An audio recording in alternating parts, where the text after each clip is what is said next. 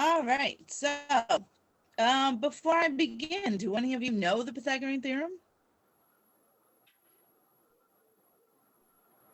You probably do once you hear it said.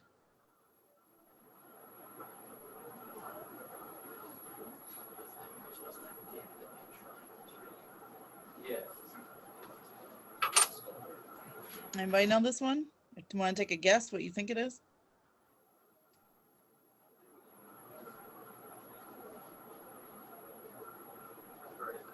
Is it a squared plus b squared equals c squared? Yes, thank you. A squared plus b squared equals c squared. So yes, now that you see it, I'm sure you're like, oh yeah, I kind of remember I've seen this before. Or maybe not. Maybe you have never seen this or heard of this or have no idea what I'm talking about. Okay, so let me explain what it is, what we use it for, and why it's so amazing. So it turns out that if you take any right triangle, doesn't matter how big or small it is, as long as it is a right triangle. If you take the two legs, so actually before we go even further, let's draw ourselves a right triangle and just remind ourselves of the parts of a right triangle. So obviously you have the right angle. And then you will recall from when we were doing triangle congruency that we have the long side of the right triangle is always called the hypotenuse. Okay, and that's the little 90-degree angle points at it, right? So you have here the hypotenuse. And then the other two sides are called legs, right? So here's a leg and here's a leg. So it turns out that there's this really amazing relationship between the lengths of these three sides. If you take the two legs, whatever their value is, so if you measure them and you figure out, I don't know, whatever their lengths are, if you take this leg and square it, take this leg and square it, and add those two values together, it will always be equal to the hypotenuse squared. So in our formula, A and B are just legs. So that's a leg.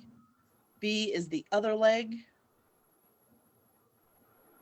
And then C is the big deal. This one has to be the hypotenuse. The two legs are kind of interchangeable. It doesn't matter which one you call the first leg and which one you call the second leg. So A and B can kind of swap, but C has to be the hypotenuse. So in fact, I'll label it like that one's got to be C. This can be A or B. Same thing here. This one's A or B. That's up to you. So what's so cool about the Pythagorean theorem is that if I have two sides of a right triangle, I can always find the third. Always. That's not true with most triangles. If you have two sides, you need more information to be able to find the third. Or it could change, right? So check this out. Let's see if I can make you a little diagram here. Or I need one. 1, 2, 3, 4, 5. 1, 2, 3. I need a piece. There we go, the red one. So if you just have any old triangle and you know two of the sides, the third side could really be anything because it could change, right? I could have a really long third side. I could have a really short third side. So if I know these two sides of the triangle, I don't know with any certainty what the third side's going to be. I have no idea because it could be lots of different things. However, if it's going to be a right triangle, there is one and only one length that would make that work. Okay, so now I have a right triangle and there is only one combination that's going to get me that with those three sides. And this one should have, this one doesn't really look like a right triangle, but it's supposed to be. I don't know, maybe maybe it's not actually 3 inches. Maybe that's the problem.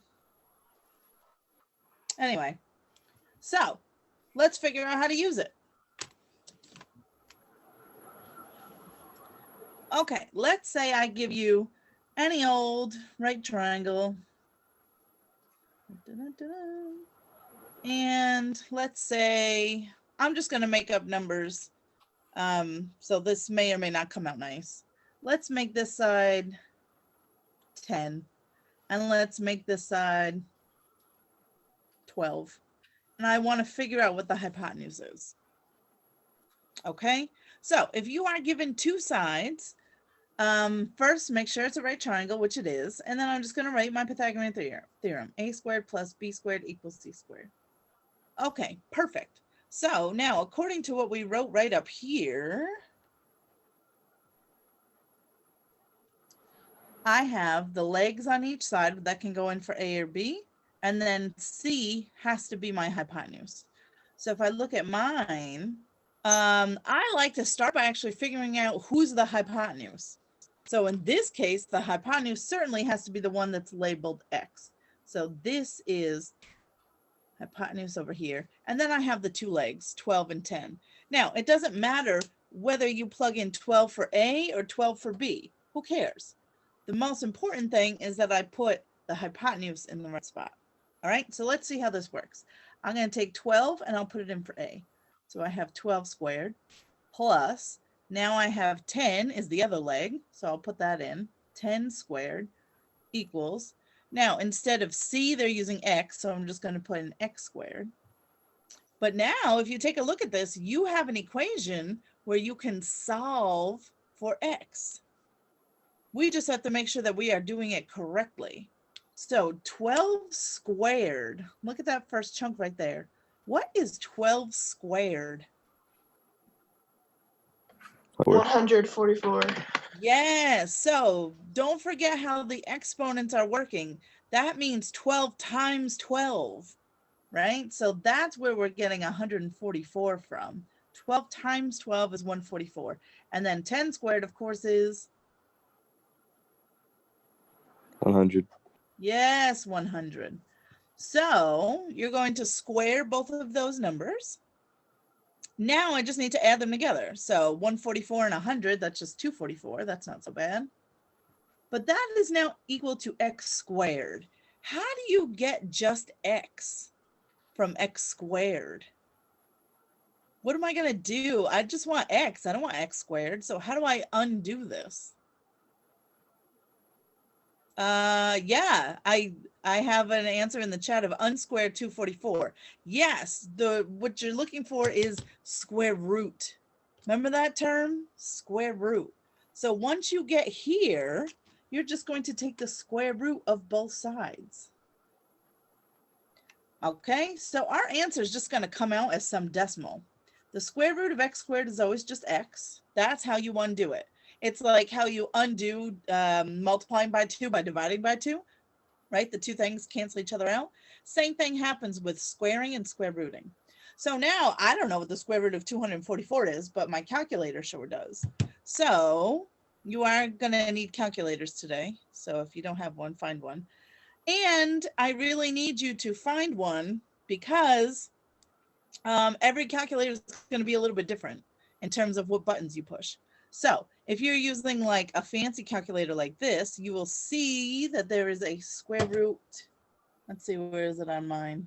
Right here. So on mine, see that little symbol right there? See the X squared button? And then there's that, that like funny check mark looking thing above it.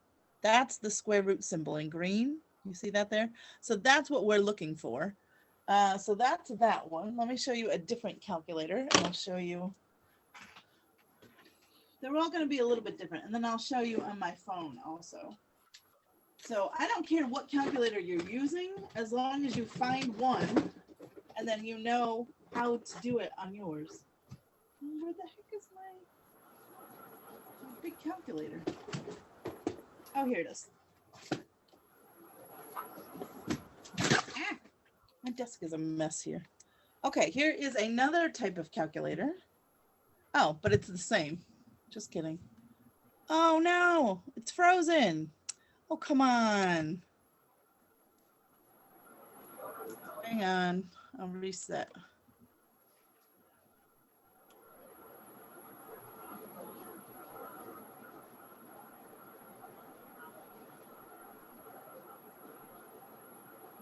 Sorry.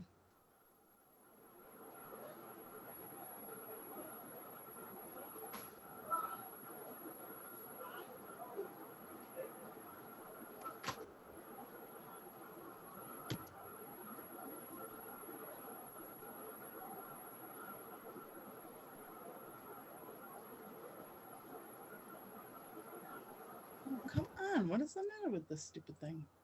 I just reset it and it's still like stuck. Oh, there we go. Okay, now we're in business. So the fancy graphing calculators, they actually do the same thing. They have that x squared button and then you'll see the square root up above it. So there's those. And then usually on a phone, you almost always have to put the number in first. So let's see, here's my phone. And if I wanted, what are we doing? Square root of 244. So you'll notice, like if you're just on this screen, there is no square root button. Hold on, let me turn that down. Okay, so we have no square root button on this main screen. So you're gonna have to turn your phone sideways and then you will see that there are square root buttons. So here's mine right there. Okay, you'll see it's got that funny little check mark and then it has a little tiny 2 on it. That stands for square root. And that's the one you want because you can actually take other roots like a cube root. That's that one. A 4th root, or this one, you can take any root you want. But anyway, we are sticking with the square root.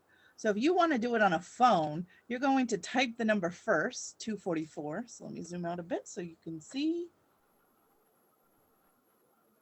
Okay, so I had hit 244 and then that square root button. Okay, so however you're doing it, whatever device you're doing this on, can everybody take the square root of 244 and make sure that you get the same number that I am, 15.6, blah, blah, blah. If I do it on the scientific calculator here, so these ones, if you're using one of these, you do, since I want the square root and it's like that second function, I hit second and then that button.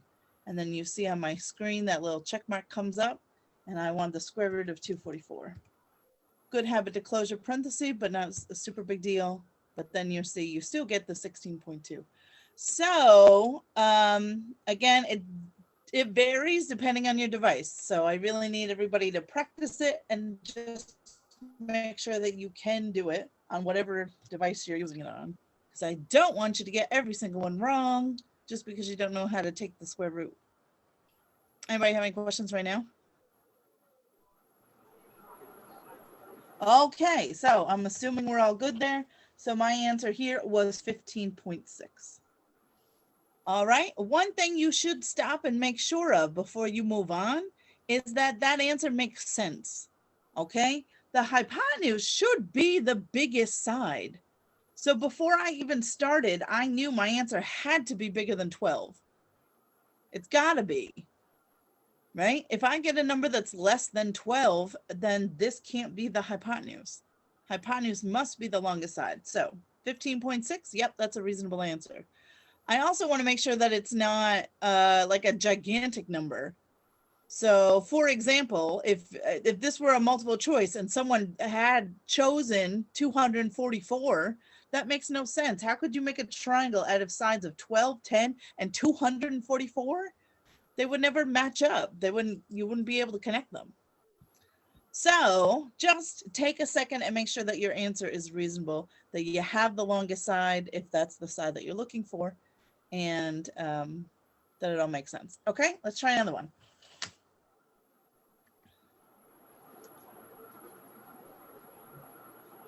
Again, I'm just gonna make some numbers up. Let's say this is 7 and let's say this is 11.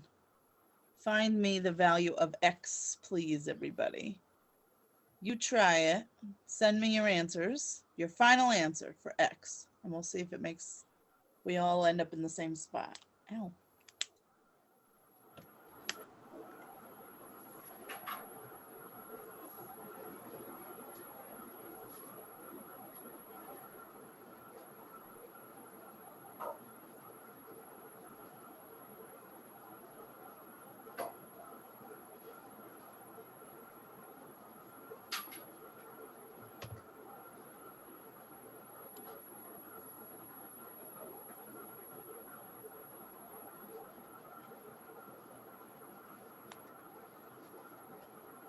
Send me your answers as you get them.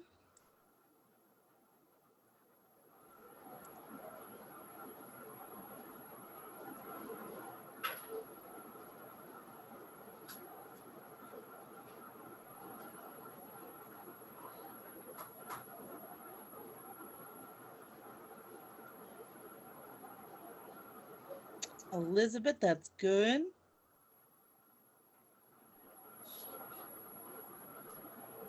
What's not good is how few of you I can see in your cameras.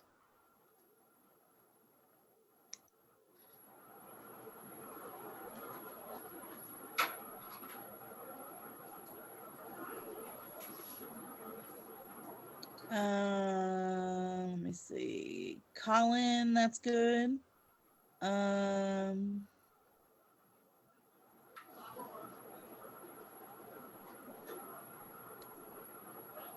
hang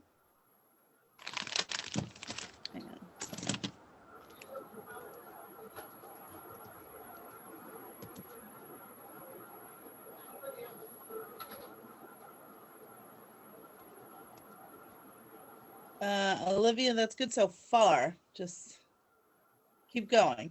Kira, that's right.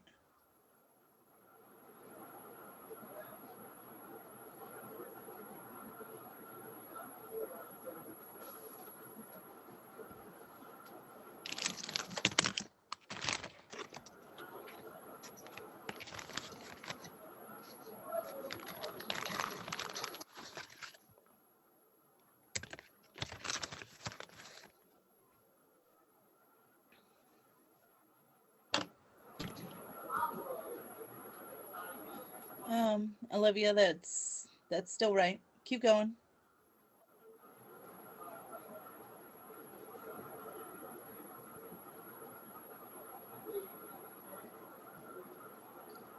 Mark, that's right. All right. Can I go to the bathroom? Go so fast. Okay. I'm fairly confident that you guys are pretty good with this. So just make sure that you are identifying who's the hypotenuse. So again, it's going to be this one that's marked X, because that's the one that's across from the 90-degree angle. It doesn't matter which of these two you call A or B, right? Because you're just adding them together. So it doesn't matter if you do 7 squared or plus 11 squared or the other way around. So I don't know. I'll just do 11 in for A and 7 in for B. And then X goes in for C. So 11 squared is 121, 7 squared is 49. If I add those two together, I get 170. And now I'll just rely on the calculator to take the square root. So, oops, square root of 170, I get to be 13.03. Okay, so everybody that sent me that or close to that, oh, actually, yeah, it would be 4 if we rounded correctly. 13.04, my mistake. As far as rounding goes, usually tenths is fine. Most of what you'll see is going to be multiple choice anyway, so you're just going to pick whatever they do. Okay, so now let's switch it up a little bit. I'm going to make it slightly more difficult. Try this one.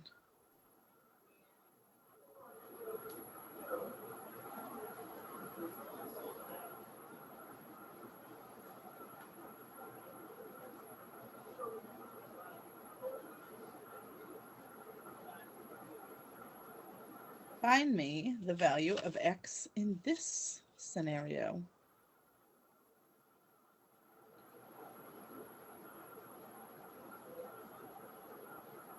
Or maybe, should we do this? I'm going to do this one together, and then I'll give you another one to try on your own. So the thing that's different this time is that I already know what the hypotenuse is, right? I know that it's 9. So the thing that I'm trying to find is not C. I know what C is. I'm trying to find one of the legs. So 9 is still going to go in for my hypotenuse because that's the longest side. So I know that that one's going to be C. And then for my legs, I'm just going to pick, you can be A and you can be B. So I'm going to pop in those values into the Pythagorean theorem and make sure you put them in the right spot. So watch, a squared plus b squared equals c squared. Yep. This time a is x. So I put my x squared right there. B I'm saying is 5. And then c is going to be 9. So how do we handle this one? Kind of the same way. I'm still going to do the next step where I square 5 and 9.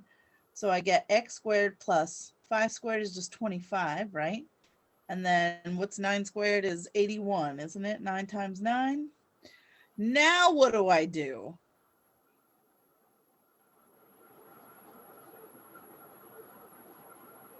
Anybody have a thought where I would go from here?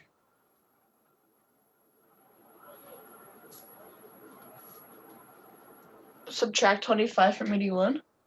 Thank you. Yes, that is right. So this time I'm still trying to solve for x, right? I still have an equation just like I always do. So that's my goal. I want to minus that 25 from both sides. So 81 minus 25 leaves us at 56. And now I'm ready to take the square root of both sides. Okay, so now I'm going to come in and I will square root u and square root u. That's how I end up getting just x. And then I'm just going to ask my calculator for what is the square root of 56 because I don't know it. I get 7.5 if I'm rounding to the nearest tenth. Let's actually do squiggles. 7.5. And before I move on, I want to make sure that that is a reasonable answer. Let me zoom back out a little bit.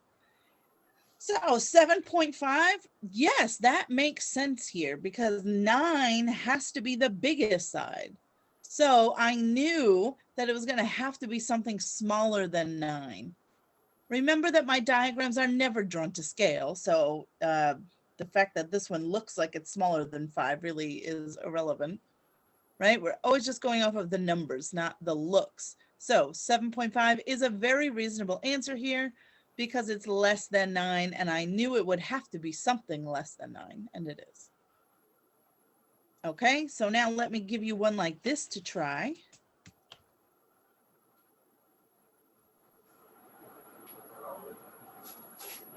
All right, you do this one. What if this was 13, this was 12, and this one you don't know?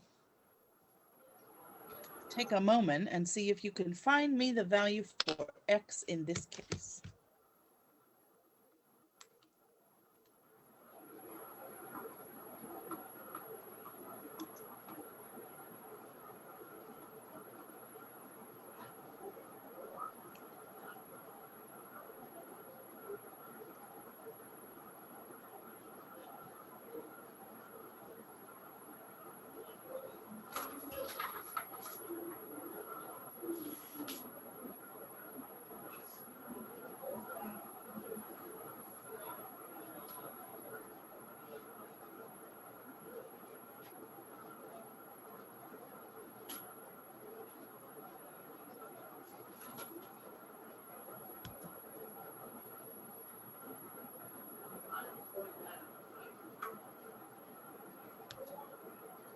Send me your answers when you get them.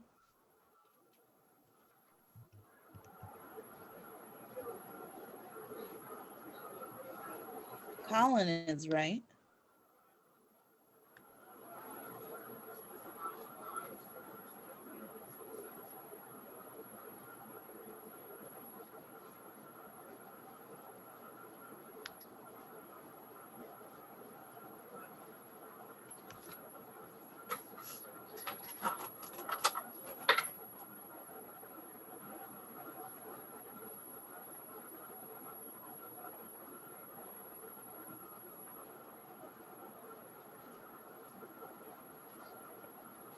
Come on, guys. I need more than one answer. Thank you, Elizabeth. And that is right.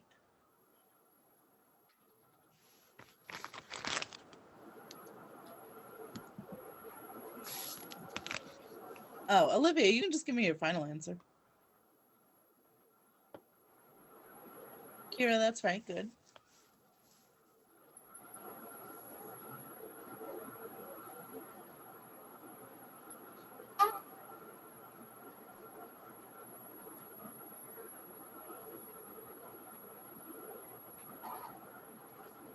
Miss Sabia, Yeah. my mom called the school. Oh, good. So yeah, whenever you need to go, that's fine. all right. Thank you. You're welcome.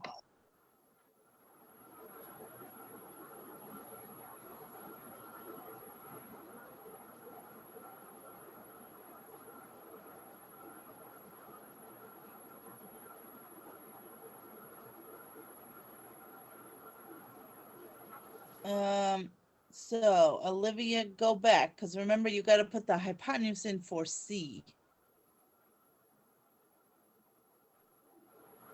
So if we take a look at this one, let's be careful here, right? I've got, here's my Pythagorean theorem. Before you start, it's very helpful to just figure out which one's C, because A and B don't really matter, but C matters a lot. So out of these three, the one that's C has to be 13, because it's across from that 90. So 13's got to go in the C spot, and then it doesn't matter where you put X and 12 for A and B. So I'll just say that this one's A and this one's B, but you get to pick. And now when I pop it all in, I'm going to have X squared plus, I've got 12 in there for B, so I'll have 12 squared. And then C, make sure you've got 13 all the way over there. So now when I go ahead and do the math out, I'm going to get X squared plus 12 squared is 12 times 12 is 144. 13 times 13 is 169. And now I can go ahead and minus that 144 and take the square root.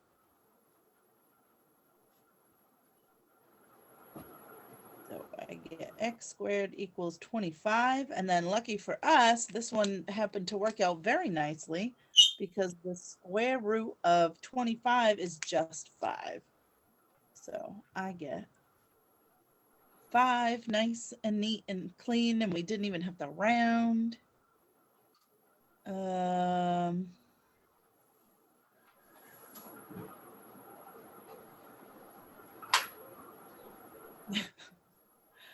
Yeah, do you see your mistake, Olivia? It's, you don't want 313 there, you want 169 there.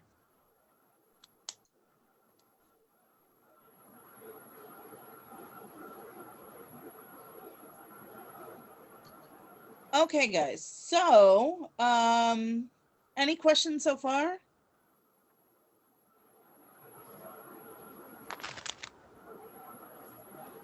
Yes, let's do, I'm gonna give you 2 more actually. And I'm not gonna tell you what you're solving for, you just try it and we'll see. So let me turn the page.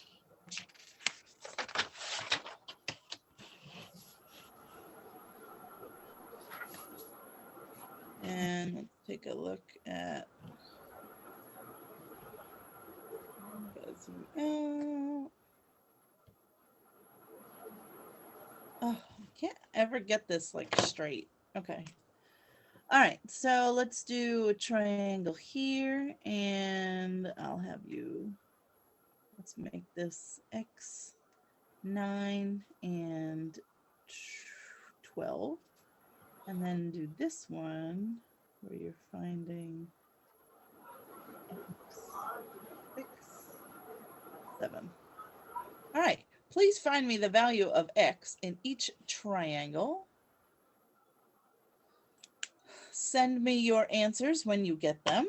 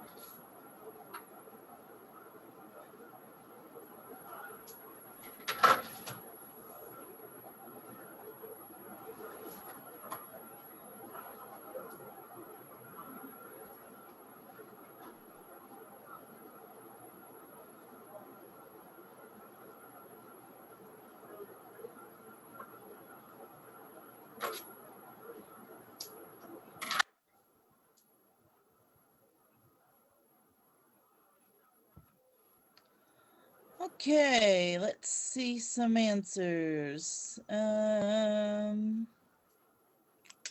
guess I should figure out what the, hold on.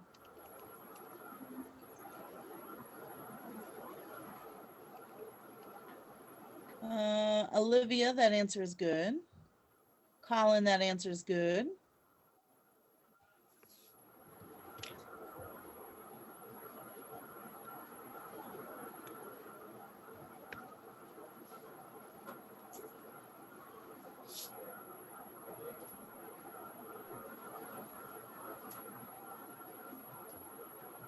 And Colin, your second answer is good as well.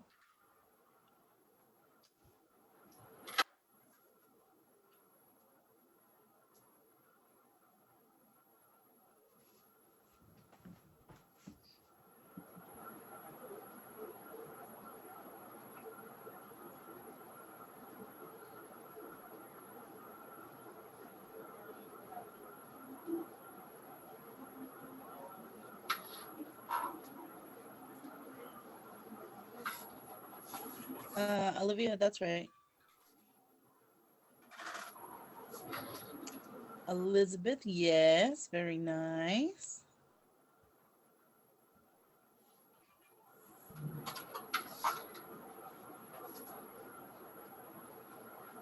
Yep, Olivia, that's right.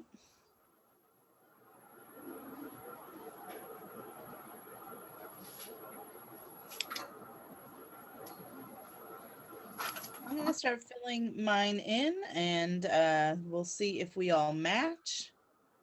Make sure in the first one you're putting 12 in for C, and then the other two don't really matter. I'll just make you A and you B. So when you did that first one, you should have done either x squared or 9 squared first, but it should equal 12 squared. So everybody should have had 12 squared on the right-hand side there. But these two you could swap. And now if I just do the math, I get 81 and 144. And then I just need to subtract. 144 minus 81 just so happens to be 63. And then you're just going to take the square root of 63 to get your final answer. So the answer for the first one should have been, let's ask Mr. Calculator what the square root of 63 is, 7.9. Make sure that that answer makes sense. It had to be something smaller than 12 because 12 is my hypotenuse. So yeah, it makes sense that it's 7.9 is perfectly reasonable. When I go to do my second triangle, now I realize, oh, look, now this time I'm looking for the hypotenuse. So whatever I get for X should be the longest side. So before I even begin, I know it's got to be bigger than 7. So if this is a multiple choice question, I'm crossing off any answer that's less than 7 because it would be impossible, right? So let's see what this one brings us. Again, that's got to go in for C, and then you can be A and you can be B. So when I pop them in, I'm going to have 6 squared plus 7 squared equals X squared. So you should have that. Or you could swap these two and have 7 squared plus 6 squared, but you have to have X squared over there. You don't get a choice in that matter. So 36 and 49. And 36 and 49 is 85. Oops. And now I just come in and square root both sides. So let's ask Mr. Calculator what the square root of 85 is. 9.2.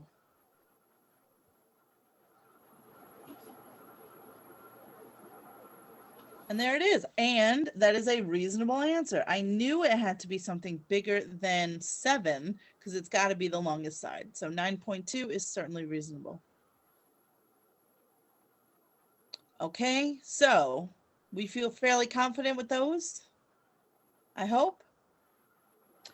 So we're going to transition now to a word problem. Now, these are not nearly as bad as you think.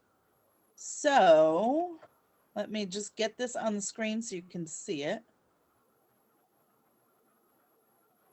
And there we go.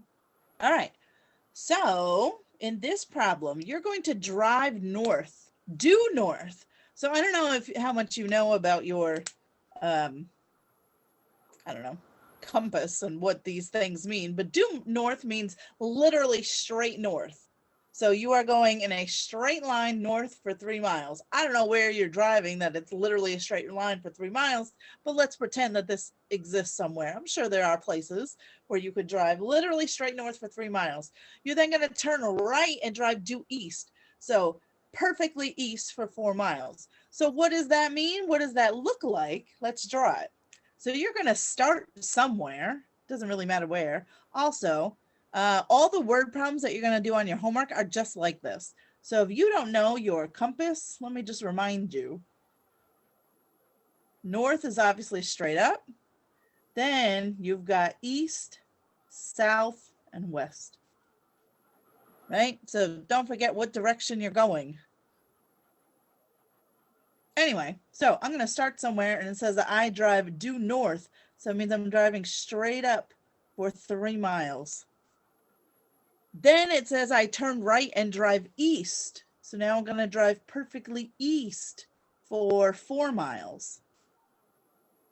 So what does that mean right here? That's got to be a right angle because you were going perfectly up. Now you're going perfectly to the right. My diagram's a little crooked, but I'm going to make it better. Oh, that's not the eraser. This is. I'll draw it nicer.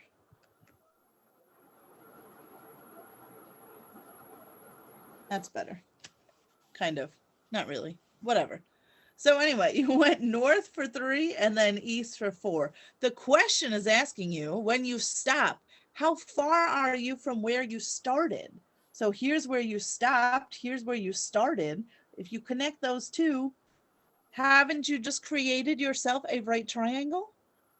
Yes, and it's this that I'm trying to find.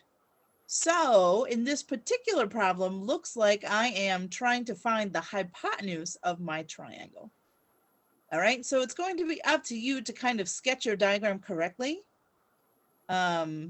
Because they could change it. I could be going west, then south, then, you know, whatever. And then just putting the pieces in the right spot. And then now once I have it sort of drawn, now I'm like, oh, okay, now I'm just going to use Pythagorean Theorem and solve for the side that's missing. So in this case, the hypotenuse, of course, is C, and then I'll pick you to be A and you can be B. So when I pop it all in, this should come out pretty nice. I'm going to try and do my work over here where I have that little bit of room. So take my Pythagorean theorem and just pop in the pieces. A, I'm saying is 3. B, I'm saying is 4. C is the one that I don't know, so I'm going to plug it in for X. And then I'm just going to go ahead and do the math here. That's 9, 16. 9 and 16 is 25. And now I can take the square root of both sides. So I get 5. How nice. I love when they come out nice and easy. So you would be 5 miles from where you started in this scenario. Okay, let me give you one to try on your own where I don't tell you how to do it. And so same scenario, let's just say you drive 7 miles south, then, I don't know, 10 miles west.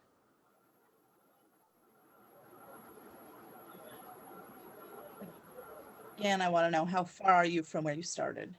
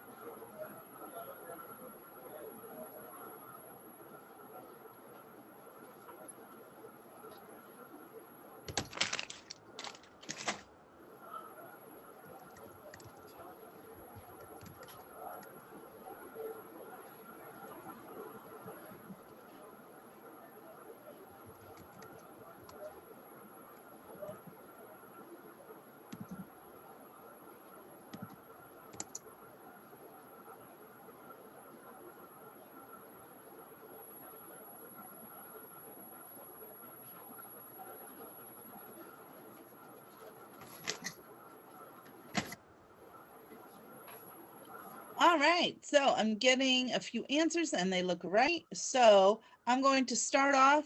It doesn't really matter where you start. You're going to start somewhere and you're going to drive 7 miles south.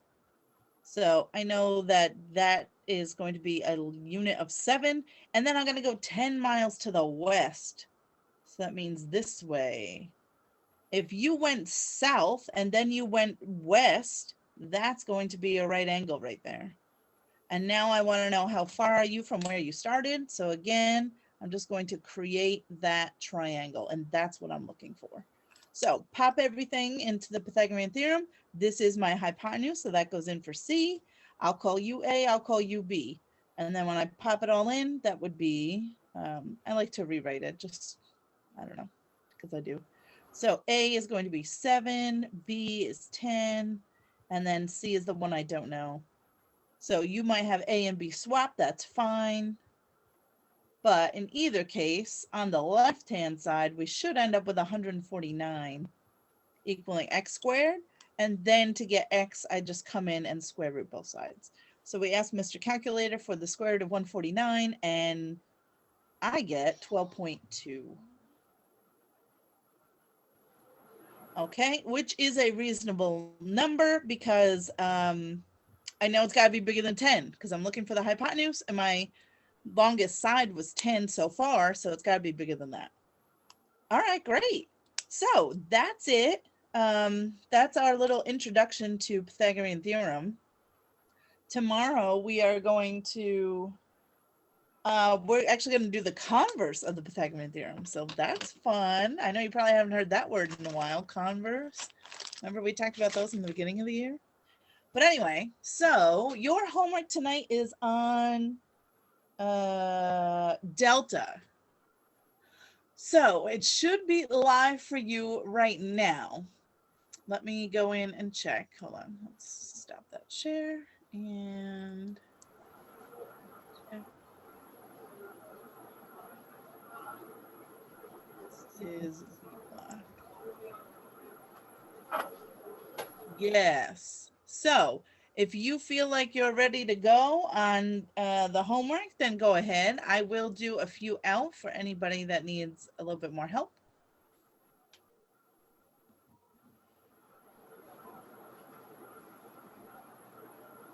So you'll see you have 2 different types of problems. The first is just straight Pythagorean theorem, find me the missing side. And then you do have a few of the word problem ones. Okay, so let's take a look here. So just like we did in our notes here, I'm going to find this missing third side. Give me 1 second and I will draw on it for you. Here we go.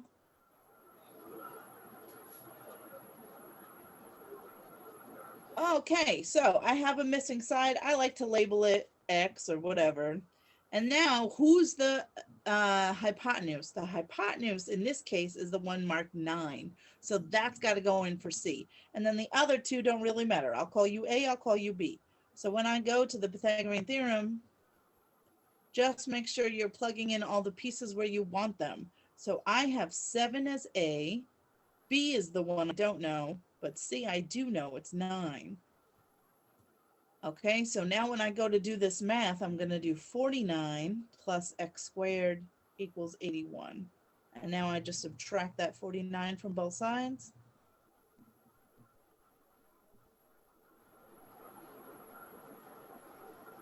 (81 minus 49 is 32. And now I can just take the square root of both sides. Square root of 32 just so happens to be 5.7.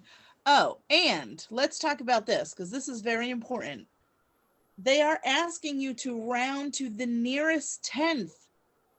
You have to round this correctly. So look what it spits out on my calculator. 5.6568 blah, blah, blah, blah, blah. Okay? So if you have to round to the nearest tenth, and I believe all of these are to the nearest tenth, That is the first number after the decimal point. So that means when I go to type in my answer, I'm going to type it in as 5 point something. So I go one space after the decimal. Now to round this correctly, you got to look at the next number after it. This one, this is really the one that I need to look to.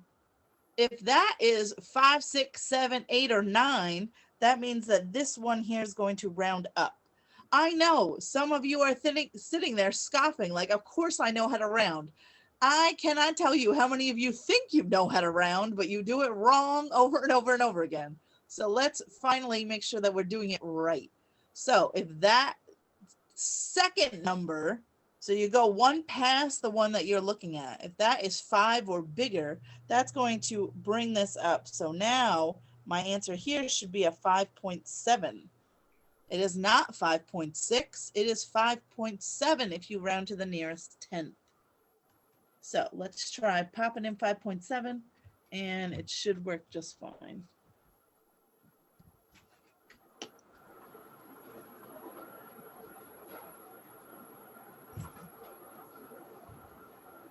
All right, let's do another one. So let's clear all of this and let's see what's going on this time. Okay, I have another right triangle. I don't know this side, so I'm going to call it X. And who's my hypotenuse? It's this one here that's marked C across from that 90-degree angle. I'll call you A, I'll call you B. When I plug everything in, A squared plus B squared equals C squared. Let's see what's going on. A I have as X, B is 40, and C is 50. Okay, so when I do these correctly, let's see what happens. 40 squared is 40 times 40, 1,600. 50 times 50 would be 2,500. Now I need to subtract. So let's minus 1,600 from both sides.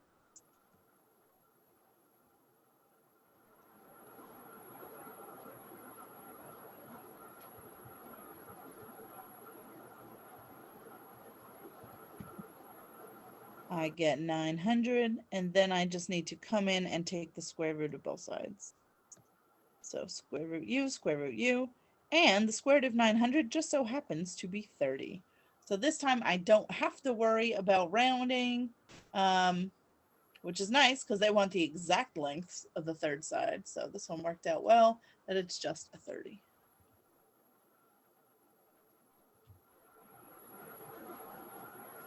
Okay. And then let me do, all right, I'll do one more. But I don't want one that's, oh, uh-oh. Hang on one second.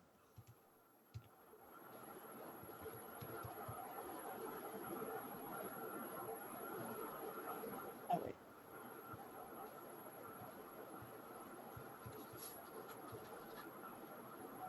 Okay. All right, yeah, let's do this one. Why not?